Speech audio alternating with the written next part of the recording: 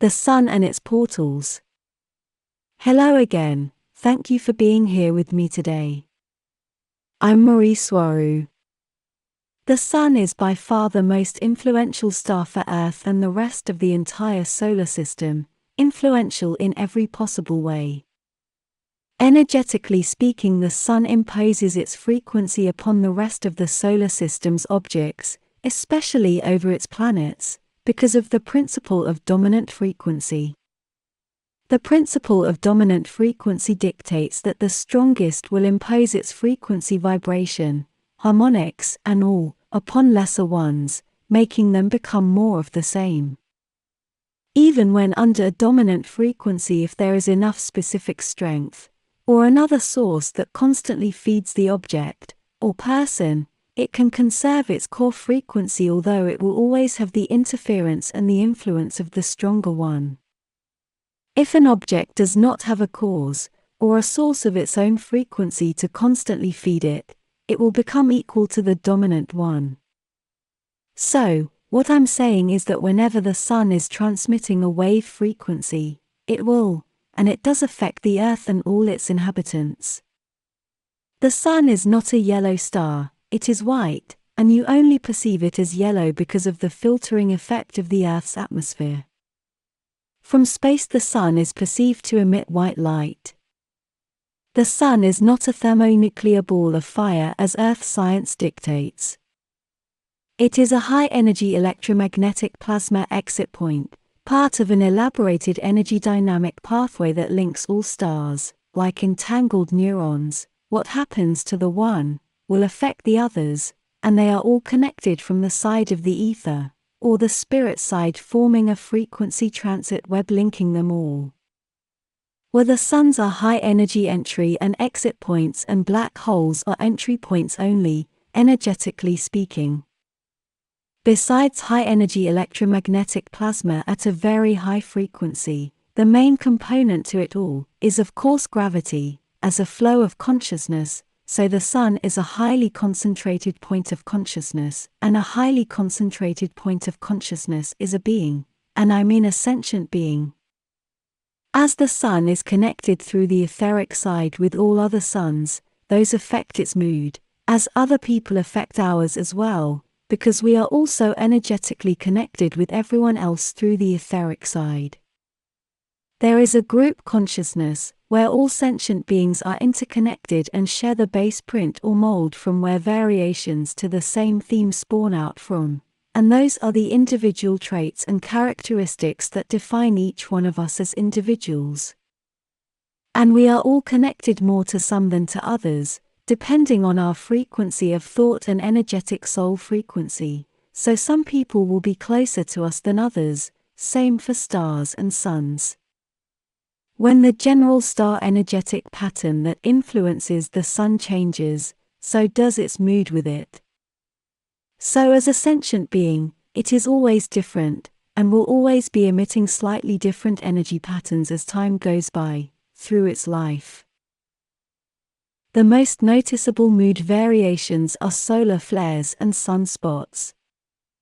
A solar flare is a high-frequency, highly concentrated energy point. Sunspots and coronal holes are low-frequency, low-activity points. Energetically and etherically speaking, when the average existential vibratory frequency drops enough in an area, it will cause a bridge to another lower frequency realm, as it happens on Earth and other planets as well. See my video Paranormal Portals for more of this.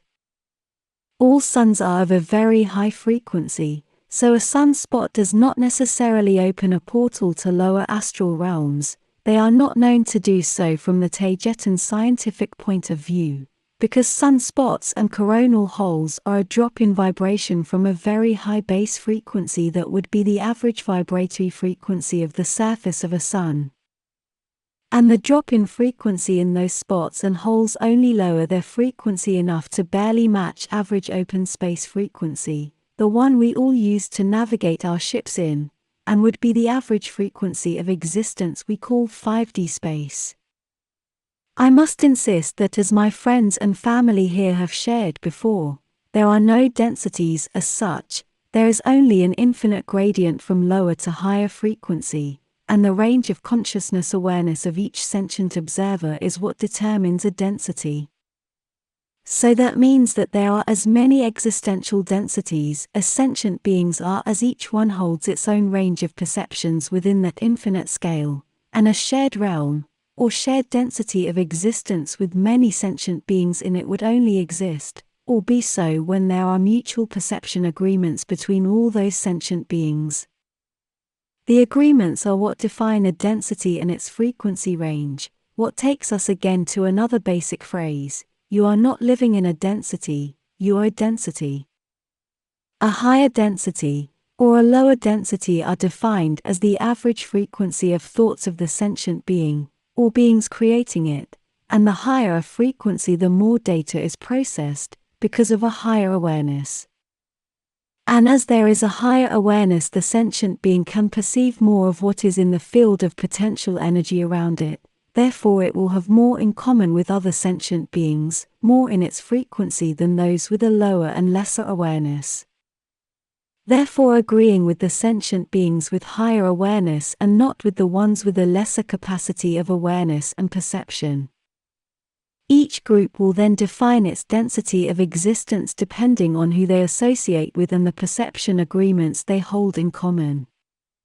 A higher perception awareness of an agreed upon realm of existence, or density of existence, will mean the sentient being can perceive more detail about everything within that realm, and this causes the being to be able to understand, and therefore to perceive more complex, or more complicated dimensions.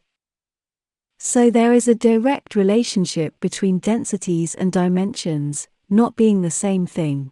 The latter one depends directly on the first one. Coming back to suns, each sunspot and each coronal hole are then portals, and can be mapped and used by starships, creating with it a wormhole transit system, coming in and out of stars that countless stellar civilizations have been using for eons. Stars can be used as both exit points and entry points, and black holes can only be used as entry points, but they are still dangerous, so they are not really used. The dynamic pressures and stresses on a ship are simply too high and they are unpredictable. Remembering that all changes and frequency fluctuations of the Sun affect the Earth, we come to the most important point of today's video, and the reason why I felt this subject was important. When there is a low frequency event in the Sun, it will also lower the base average frequency of all the planets including Earth. This low frequency activity in the Sun almost always is correlated to large amounts or unusually large sunspots and coronal holes. So when there is a low frequency event in the Sun, the Earth also goes down on average existential frequency, making it a lot easier for things, entities, and spirits from the lower astral to be able to influence and interact more with people and objects on the material side. This means that they have more influence over the world of the living.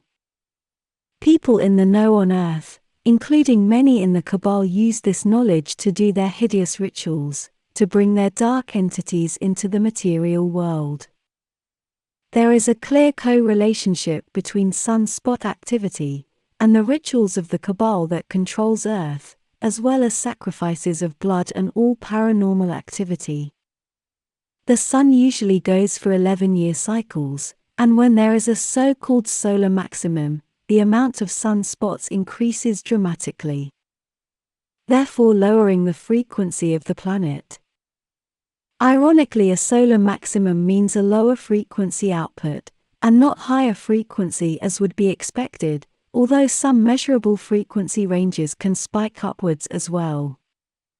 There is a clear co-relationship between solar maximum and sunspot activity and important or large historical events that changed or altered human civilization in one degree or another.